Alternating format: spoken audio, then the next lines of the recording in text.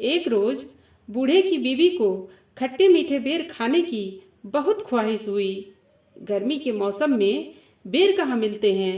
फिर भी बूढ़ा बेरों की तलाश में जंगलों में भटकता रहा।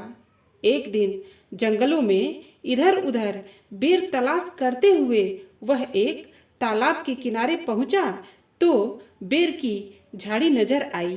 बूढ़े को बहुत खुशी हुई। वह अपने दोनों हाथों से बेर इकट्ठे करने लगा।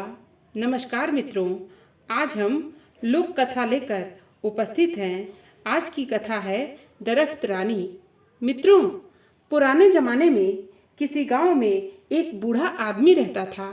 उसकी शादी को 20 साल हो गए थे, पर वह औलाद की दौलत से महरूम था। भगवान की कृपा से बूढ़े की औरत का पांव भारी था। नई नई चीजें खाने को उसका जी चाहता था। बूढ़ा भी अपनी बिसात के मुताबिक उसे खाने की चीज लाकर देता था। एक रोज बूढ़े की बीवी को खट्टे मीठे बेर खाने की बहुत ख्वाहिश हुई। गर्मी के मौसम में बेर कहाँ मिलते हैं। बूढ़ा भी बेरों की तलाश में जंगलों में भटकता रहा।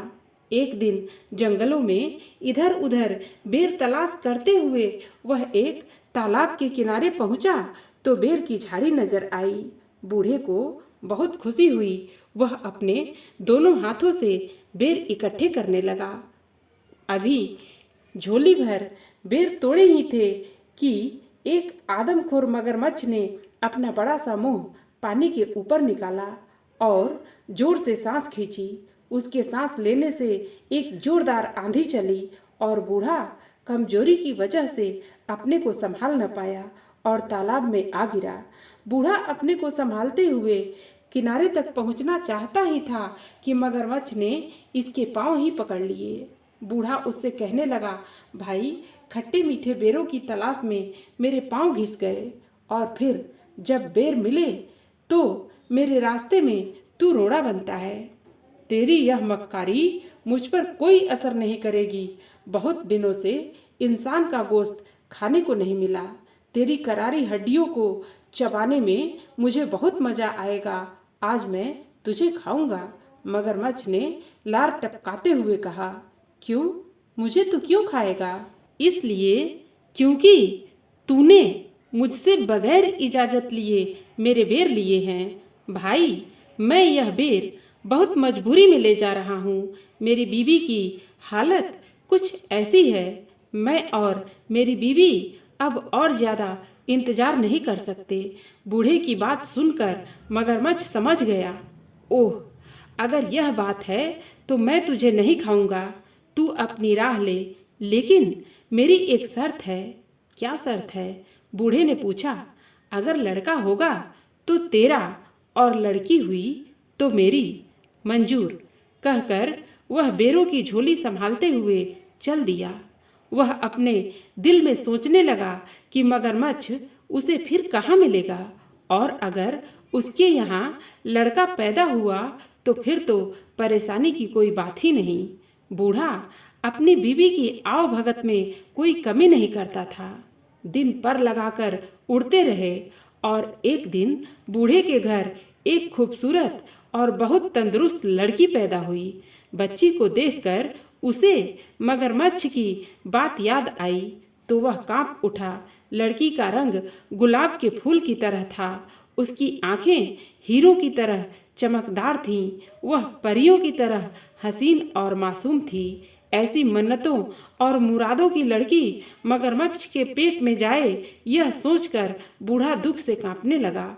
उसने सोचा कि अब वह कभी तालाब के किनारे नहीं जाएगा।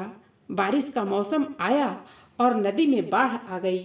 मगरमच्छ पानी में बहकर तालाब से निकलकर खेत में आ गया। अब उसे आसानी से शिकार मिलने लगा। एक दिन बूढ़ा खेत में सब्जी तोड़कर ला रहा था तो रास्ते में मगरमच्छ ने उसे रोककर सवाल किया। क्यों बे बुढ़े, मुझसे छुपता क्यों है? तू मुझसे छुप कर कहाँ भागेगा? सीधी तरह बता, तेरे यहाँ लड़की हुई या लड़का? लड़की हुई है, बूढ़े ने सहमी हुई आवाज में कहा। तो फिर वह मेरी है। मेरी अमानत को अब तक तूने अपने पास क्यों रखा है? क्या तू अमानत में खयानत करना चाहता है? इतनी छोटी बच्ची को तुझे कैसे दे दूं?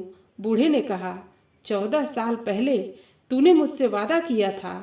क्या वह अब भी बच्ची है? तू बाप की नज़र से देखता है। वह अगर बूढ़ी भी हो जाएगी तब भी वह बच्ची ही रहेगी। तू मुझे अब और बेवकूफ़ नहीं बना सकता। मैं तुझे चैन से रहने नहीं दूंगा। देख, अगर तूने लड़की को कल ही लाकर मुझे नहीं दिया तो मैं तुम तीनों को एक एक कर खत्म कर दूंगा। मगरमच्छ ने कहा, वह मेरी बेटी है, अपना खून तुझे कैसे दे दूं? लोग क्या कहेंगे? बूढ़े ने सवाल किया। लोग क्या कहेंगे वह मैं नहीं जानता। तू क्या कहता है? वादा खिलाफी करना चाहता है? मगरमच्छ ने गुस्से से चिल्लाकर कहा, नहीं नहीं, यह बात नहीं है। मैं चाहता हूँ कि मेरी बेटी को इस बात का पता न चले।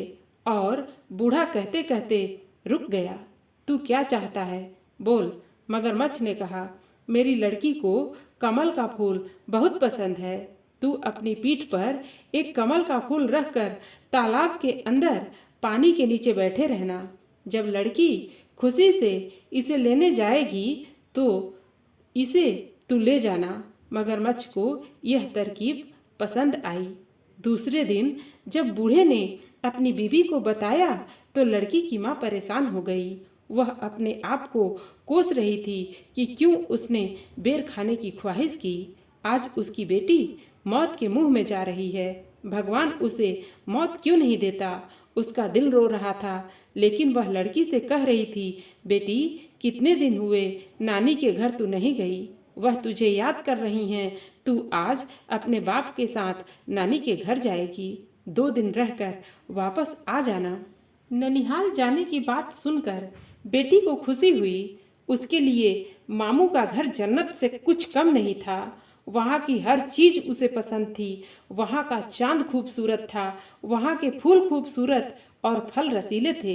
नानी के घर जाने की खबर सुनकर वह खुशी से नए कपड़े पहनकर तैयार हो गई थी। बूढ़ा उसे लेकर जंगल और नाले पार करता हुआ उस तालाब के किनारे पहुंचा और बेटी को तालाब के किनारे बैठाकर बोला, बेटी, तू यहाँ बैठी रह, मैं अभी आया। बूढ़ा चला गया लेकिन वापस नहीं आया। उधर बेटी को एक बेहद खूबसूरत कमल का फूल नजर आया। वह सोचने लगी कि इतना खूबसूरत कमल तालाब के बिल्कुल किनारे खिला है, लेकिन उसे अभी तक किसी ने हाथ नहीं लगाया। हो सकता है किसी की नज़र उस पर न पड़ी हो। बूढ़े की बेटी धीरे से पानी के अंदर गई। कमल के फूल की तरफ हाथ बढ़ाते ही कमल थोड़ा आगे खिसक गया। लड़की डर कर अपने बाप को पुकारने लगी, घुटने पानी हुआ है बाबा, कमल खिसकता जाता है। वह फिर आगे बढ़ने लगी। कमल फिर से खिसक गया। लड़की चीख कर अपने बाप को पुकारने लगी, छाती पानी हुआ है बाबा, कमल खिसकता जाता है। बाप वहाँ होता तो जवाब देता। उसे डर लग रहा था। वह सोच रही थी कि वापस चली जाए। उसी वक्त बड़ी बड़ी लाल आंखों वाला मगरमच्छ मुंह खोले पानी की सतह पर दिखाई दिया। बूढ़े की बेटी मगरमच्छ को सामने देखकर घबरा गई और चीखने लगी, लेकिन उसकी चीख जंगल में गूंज कर रह गई। पर उसका बाप वापस नहीं आया। मगरमच्छ उसको अपने बड़े बड़े पंजों में पकड़कर तालाब के दूसरे किनारे एक गुफा के अंदर ले गया और वहां लड़की को छोड़कर वापस आ गया।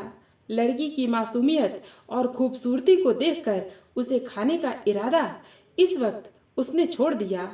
राहगीर जो तालाब में नहाने या पानी पीने आते थे, उन्हें वह पेट भरकर खाता और उस आदमी के पास खाने का जो सामान होता उसे लाकर इस लड़की को देता। लड़की इस गुफा में पड़ी रहती, पर मगरमच्छ के डर से वह कुछ बोलती नहीं थी। इस तरह दिन गुजरते गए। चारों तरफ इस तालाब का मगरमच्छ आदमखोर के नाम से मशहूर हो गया था। डर के मारे कोई राहगीर इस तालाब की तरफ नहीं आता था। मगरमच्छ भूख से बेकरार होने लगा।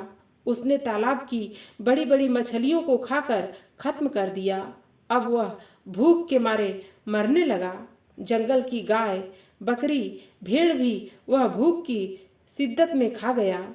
अब उसके डर से वहां कोई जानवर भी पानी पीने नहीं आता था। जब उसे जोर की भूख सताने लगी तो वह बूढ़े की बेटी के करीब आकर उसे अपनी लाल और ललचाई आंखों से घूरने लगा। बूढ़े की बेटी समझ गई कि अब उसकी बारी थी, लेकिन मगरमच्छ ने उसे उस दिन नहीं खाया। सोचने लगा कि अब उसके दांतों में धार नहीं थी, उन्हें लुहार से तेज कराने के बाद उस लड़की को खाएगा।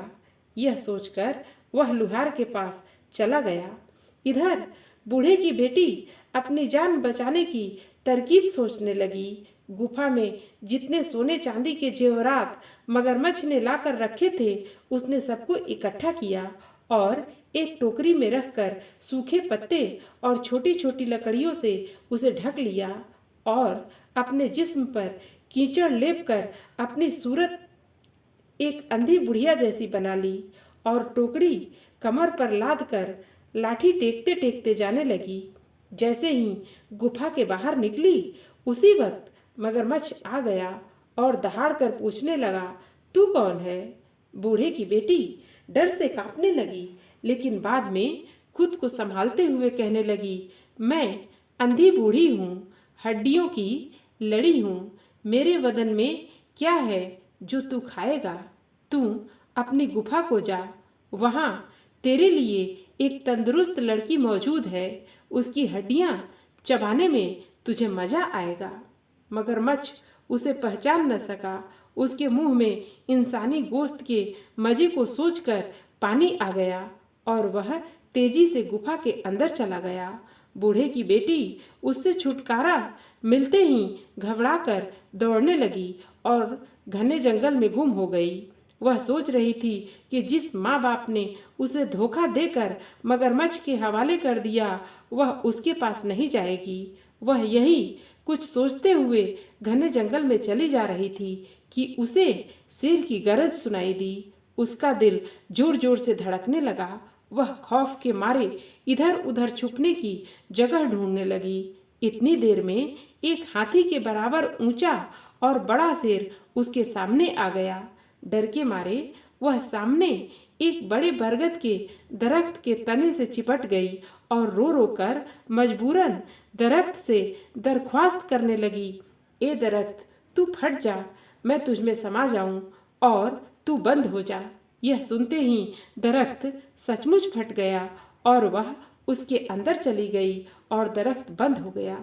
एक दिन एक राजकुमार शिकार करने के लिए उसी जंगल में आया।